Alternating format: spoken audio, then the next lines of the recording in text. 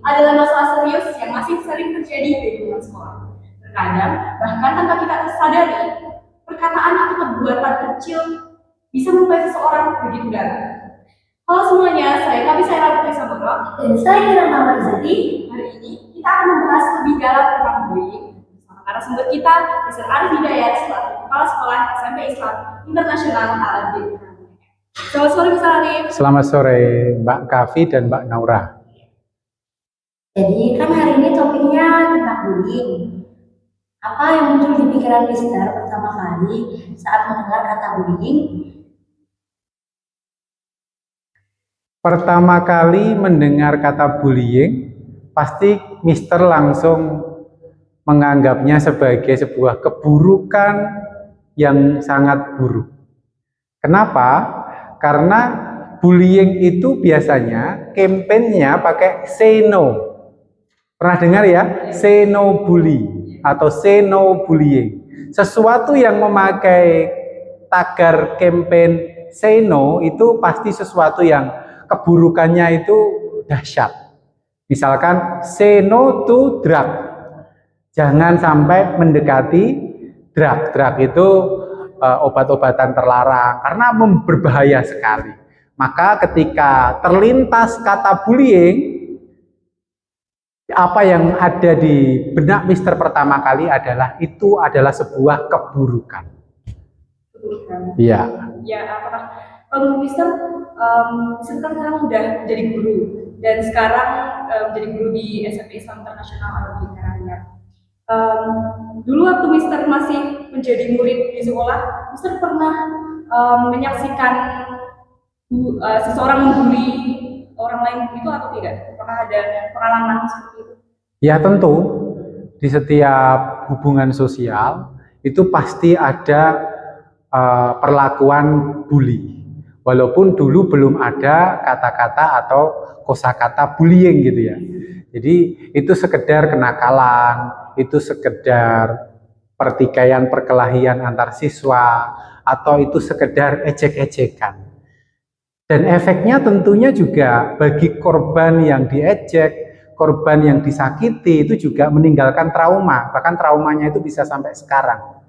Ya, jadi bullying yang terjadi di waktu Mr. Arif kecil dulu itu juga banyak terjadi. Ya, mungkin bedanya sekarang lebih mudah terekspos karena perkembangan media yang luar biasa pesat. Dulu juga ada, Mbak, sama. Tapi kan dengan perkembangan media itu juga banyak banget kayak bullying yang baru-baru kayak cyberbullying. Misal tanggapan Mister itu gimana tentang cyberbullying gitu? Ya. Nah, cyberbullying itu akhir-akhir ini jadi concern. Kemarin ada kasus ya yang sangat membuat kita prihatin, seorang mahasiswa kedokteran Universitas Udayana Bali yang mengakhiri hidupnya karena mendapatkan perlakuan yang tidak enak di sosial media. Bahkan setelah kejadian bunuh diri itu yang bersangkutan mendapatkan bullying juga di sosial media. Nah, cyberbullying ini kenapa berbahaya? Karena kita saat ini menghabiskan waktu kita itu kan di dunia cyber. Apalagi kalian sebagai generasi digital, itu setiap hari itu berada di alam cyber, sehingga untuk bullying, untuk perundungan cyber ini pasti terjadi dan pasti ini juga buruk, berbahaya bagi generasi cyber, generasi digital saat ini. Maka dari itu edukasi terkait dengan bagaimana bersosial media yang baik, yang positif, bagaimana kita menanggapi hal-hal yang ada di sosial media dengan bijak, itu penting dan itu perlu kita kampanyekan kepada teman-teman kita. Karena teman-teman kita itu menggunakan teknologi digital hampir setiap hari, hampir setiap saat. Gitu, Mbak. Ya. Baik, kalau biasanya di cyberbullying itu hal-hal yang sebenarnya sering orang lakukan yang tanpa mereka sadar itu bullying itu sering ada kan, contohnya kayak meninggalkan komentar buruk di postingan orang ya. Kalau menurut Mister itu apa saja sih yang termasuk bullying? Yang kayak biasanya orang-orang juga menyadari. Di cyber ya? Iya. Ya, di cyber. Jadi bullying di cyber bullying itu kan sebetulnya tindakan dari seseorang, bisa kita katakan pelaku, kepada korbannya. Bahkan sekarang secara tidak sadar, tidak sengaja, kita bisa melakukan perbuatan bullying, apalagi di sosial media. Karena misalkan kita memotret teman yang sedang tidur, kemudian teman yang sedang tidur itu dalam posisi yang mungkin tidak bagus gitu ya, atau tidak semestinya. Kemudian kita upload, kita kasih kata-kata, kemudian postingan itu atau stiker itu tersebar.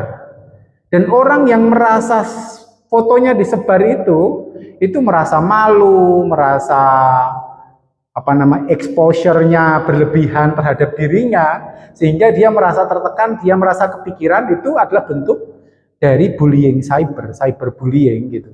Itu juga yang pertama. Yang kedua, itu kadang kita tidak sadar ketidaksukaan kita pada seseorang, kemudian kita meninggalkan hate comment, hate speech ya ke orang, ke postingan orang, itu juga secara tidak langsung membawa dampak psikologis bagi orang tersebut.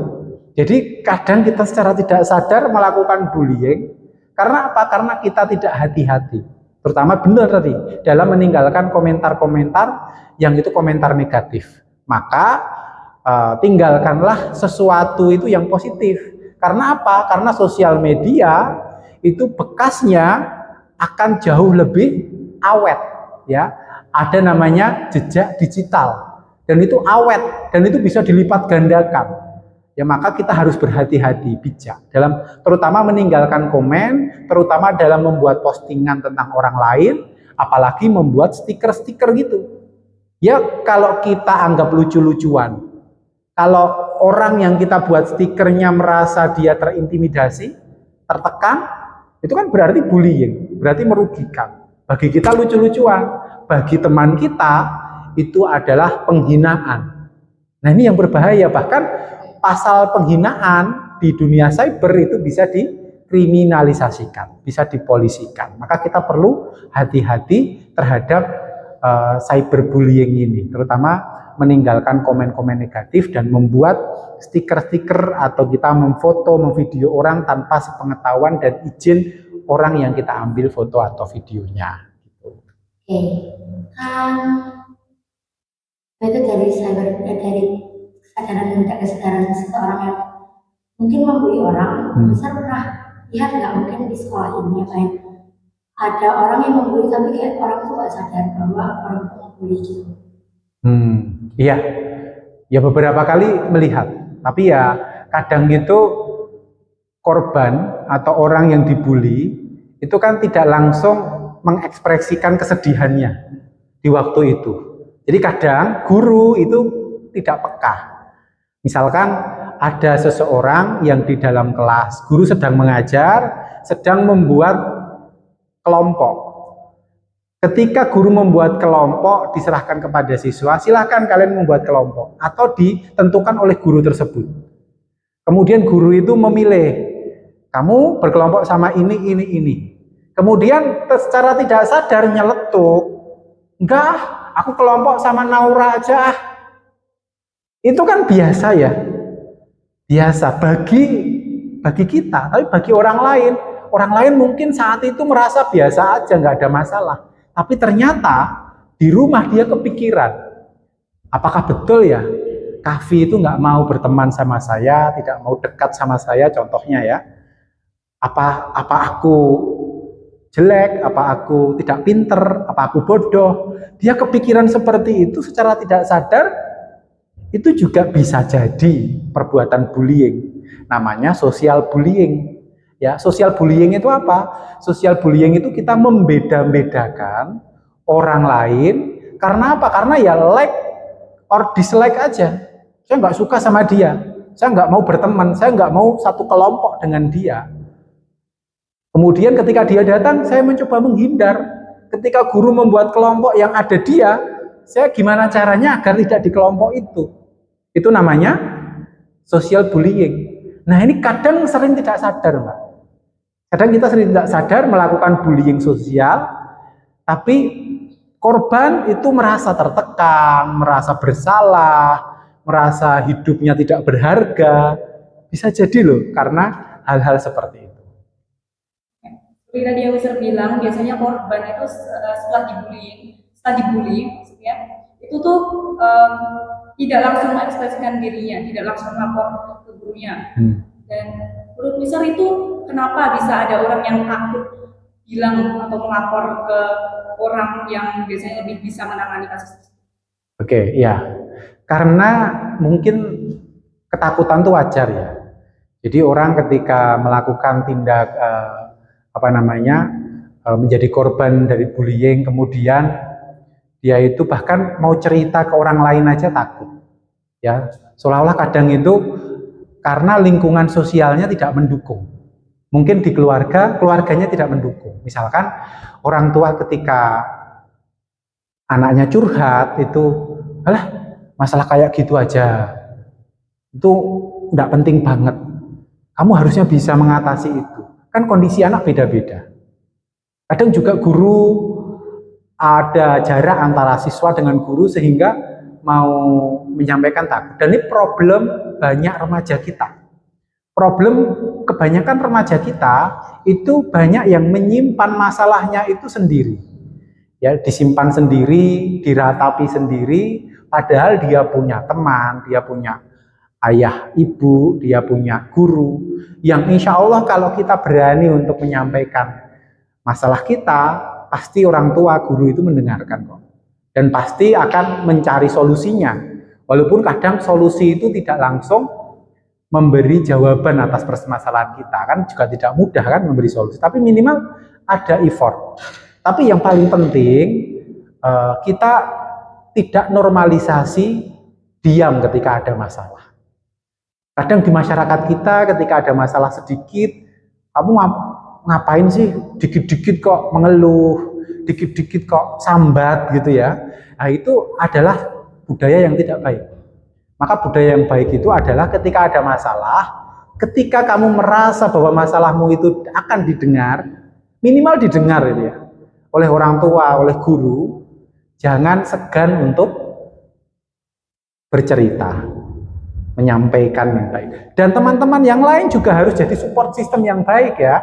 Kalau ada temannya merasa inferior, merasa tertekan, merasa dibully, merasa dikucilkan di kelas, itu ya harus lebih proaktif, bertanya kenapa, atau sampaikan ke guru, Mister, itu si Naura kok di kelas suka mojok sendiri, nggak ada temennya, itu ada masalah apa? Nah, itu berarti support system namanya, teman-temannya juga paham bahwa Naura itu butuh dibantu, ya, atau untuk mengatasi atau minimal menceritakan apa masalahnya, gitu. Jadi support system itu penting.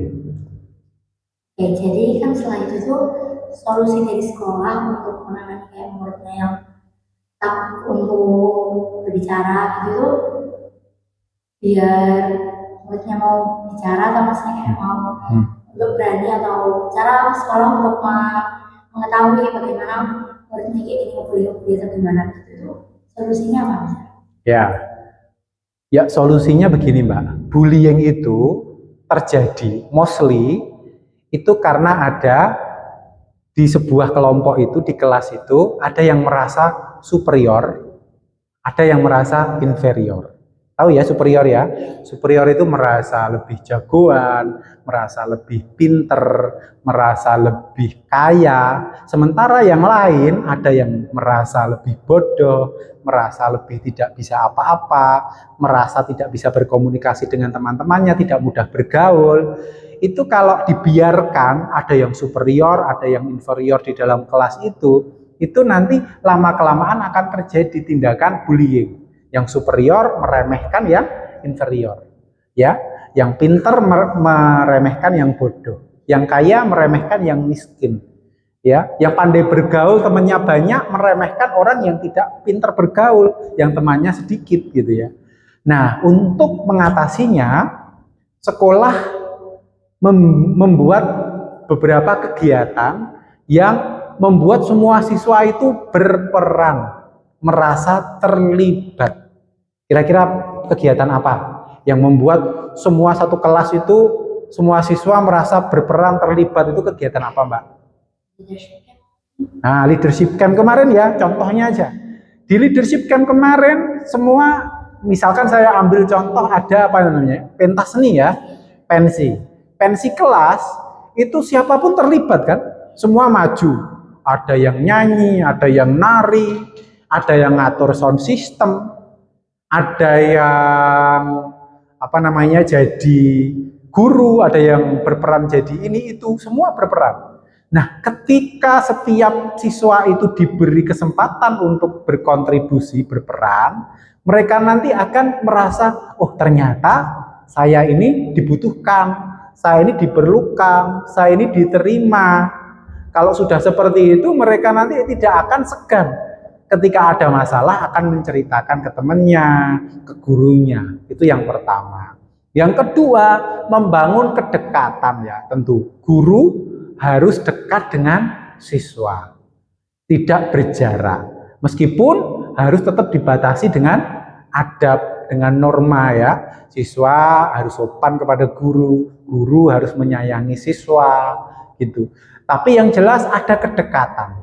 Ada frekuensi kedekatan di sana sehingga ketika anak itu mau menyampaikan keluh kesah, masalahnya itu tidak ada penghalang, tidak ada hijab, tidak ada penghalang sehingga Miss saya punya masalah begini, Miss itu loh Miss di kelas kok ada anak yang seperti ini, jadi merasa tidak jauh jaraknya. Itu yang kedua. Yang ketiga itu yang seperti Mister kemarin memanggil beberapa anak FGD, focus group discussion. Itu fungsinya apa sih?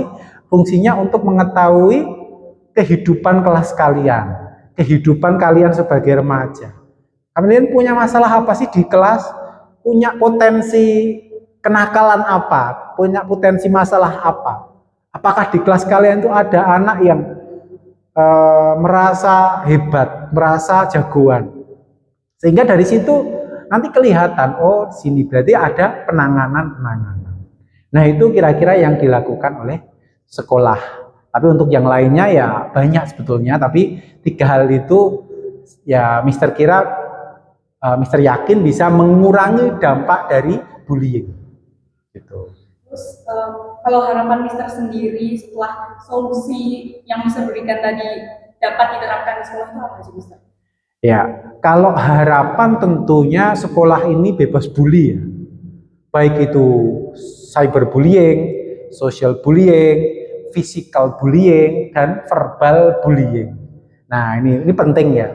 Verbal bullying itu bully yang sifatnya verbal atau dengan kata-kata. Kemudian physical bullying, bully yang sifatnya dengan fisik, dengan memukul, menendang gitu ya, menjambak gitu ya, atau menonyor-nonyor gitu kan, physical bullying. Menyentuh di bagian-bagian sensitif yang harusnya tidak disentuh itu kan physical bullying. Yang ketiga adalah cyberbullying, itu kan pasti ya, sering ya kita lihat.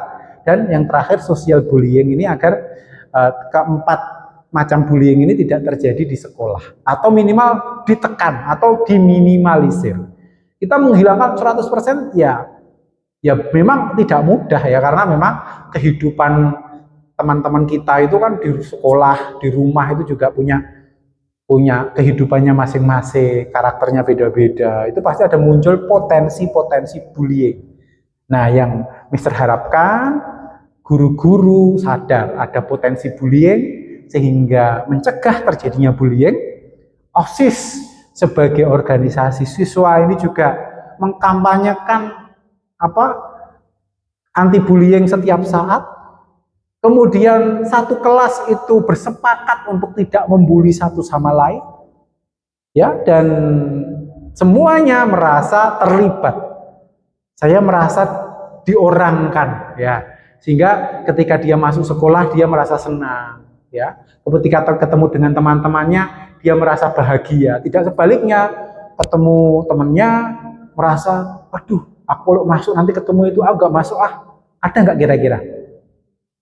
Mungkin ada. Ada ya, ada dia nggak masuk itu alasannya dia nggak mau ketemu dengan temannya yang mungkin akan mengancam dia, akan membuli dia, akan mengeluarkan kata-kata yang saya tidak suka gitu ya. Dia tidak suka gitu. Maka itu yang menjadi harapan besar Mister untuk bisa meminimalisir, menekan kasus bullying yang ada di sekolah, baik itu cyberbullying, social bullying, physical bullying maupun verbal bullying. Gitu. Baik. Sebagai penutup pembahasan yang bermakna kita pada sore hari ini, apakah Mister ada pesan untuk sekolah migrants untuk kedepannya menghindari bullying dan mungkin bisa lebih speak out kalau terkena bullying? Iya. Yang pertama saya berpesan kepada OSIS ya. OSIS ini kan organisasi siswa intrasekolah. Organisasi yang menginisiasi beberapa kegiatan yang positif di sekolah.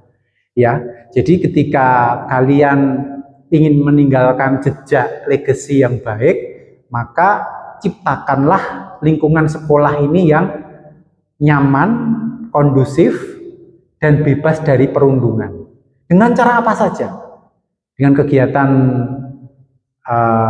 zone camp kemarin, dengan ada kegiatan yang literasi dan lain-lain itu, jangan melupakan untuk mengadres tentang bahaya bullying, ya, sehingga teman-teman juga akan menyadari bahwa bullying itu tidak baik, buruk. Kalau terus-menerus itu dilakukan, insya Allah akan masuk ke alam bawah sadar teman-teman kita. Ketika teman kita mau berkata-kata tidak baik sama temannya, dia akan, oh iya, bullying itu buruk. Ya, ketika dia mau membuat hate comment, oh iya, dampaknya pasti akan buruk. Dan ketika sudah masuk ke alam bawah sadar, orang sudah sadar bahwa bullying itu buruk, maka nanti insya Allah kehidupan sekolah ini akan lebih nyaman dan lebih kondusif. Nah itu untuk OSIS, untuk anak-anak yang lain, semuanya saja.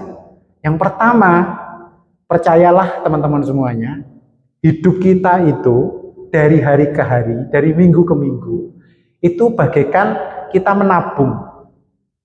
Ketika kita berbuat baik, kita menabung kebaikan. Hari ini kita berbuat baik 10 kali, kita menabung 10 kebaikan. Besok 20 kali, 20 kebaikan, dan seterusnya. Akan berlipat, dan tabungan itu suatu saat akan kalian ambil sebagai keuntungan masa depan kalian.